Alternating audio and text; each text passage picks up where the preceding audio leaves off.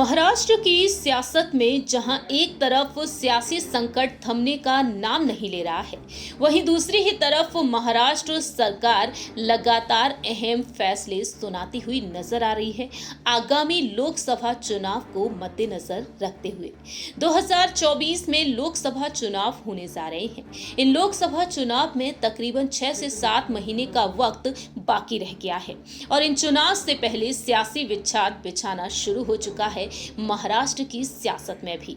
दरअसल आपको बता दें कि अब राष्ट्रीय और क्षेत्रीय दोनों ही दलों के नेता कार्यकर्ता अपनी कमर कस चुके हैं कि कोई भी कसर बाकी नहीं रहनी चाहिए और उसका पूरा ध्यान रखा जा रहा है। और इसी बीच एनसीपी जहां एक तरफ दो गुटों में बटी हुई है, ऐसे में देखा जाए तो महाराष्ट्र सरकार में शामिल हुए दिग्गज नेता अजीत पवार के साथ मंत्रियों को अहम जिम्मेदारियां सौंप दी गई हैं। दरअसल आपको बता दें कि एनसीपी में दो फाड़ होने के बाद जहां एक तरफ शरद पवार मैदान में उतरकर लोगों के बीच पहुंच रहे हैं, वहीं दूसरी ही तरफ उप मुख्यमंत्री अजीत पवार भी अपने गुट को मजबूत बनाने में जोर दे रहे हैं। अजीत पवार के साथ महाराष्ट्र सरकार में शामिल सभी 9 मंत्रियों को अलग अलग जिलों की जिम्मेदारियां दी गई हैं। डिप्टी सीएम अजीत पवार को पुणे, सतारा, सांगली और सोलापुर जिले की जिम्मेदारी दी गई है। वहीं दूसरी ही तरफ देखा जाए एनसीपी सांसद और पार्टी के नेशनल वर्किंग कमेटी के अध्यक्ष प्रफुल्ल पटेल को भंडारा, गोंदिया, अमरावती, वर्धा और नागपुर जिले में पार्टी को मजबूत करने की जिम्मेदारी सौंप दी गई है।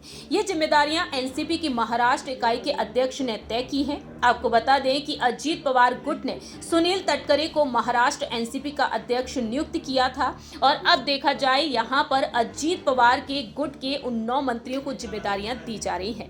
एनसीपी के सभी 9 मंत्रियों को 36 जिलों में पार्टी को मजबूत करने की जिम्मेदारी सौंप दी गई है।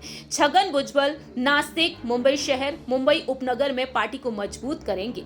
मालूम हो कि 2 जुलाई को अजीत पवार के साथ उनके 9 समर्थक विधायक महाराष्ट्र में एकनाथ शिंदे के नेतृत्व वाली सरकार में शामिल हो गए। एनसीपी 2 गुटों में बंट गई और अब देखा जाए चुनाव आयोग तक मामला पहुंच चुका है। 13 सितंबर से पहले शरद पवार को चुनाव आयोग को जवाब देना है और अजीत पवार सभी दस्तावेजों को चुनाव आयोग को सौंप चुके हैं। उनका कहना है कि एनसीपी के अध्यक्ष वो हैं, एनसीपी उनकी है, पार्टी का चुनाव चिन्ह उन्हें मिलना चाहिए। ऐसे में देखा जाए तो पार्टी के चुनाव चिन्ह को लेकर शरद पवार को भी यही डर है कि शिवसेना पर जो फैसला आया कहीं वैसा फैसला ही ना आ जाए। ऐसे में यहाँ पर देखना होगा कि आखिरकार अजीत पवार का गुट यहाँ पर क्या कुछ परिणाम लाता है, महाराष्ट्र की सियासत में कैसे इस गुट की मजबूत पकड़ बनती है, क्योंकि 2024 में न सिर्फ लोकसभा चुनाव है बल्कि महाराष्ट्र में साल के अंत में विधानसभा चुनाव भी होने जा रहे हैं।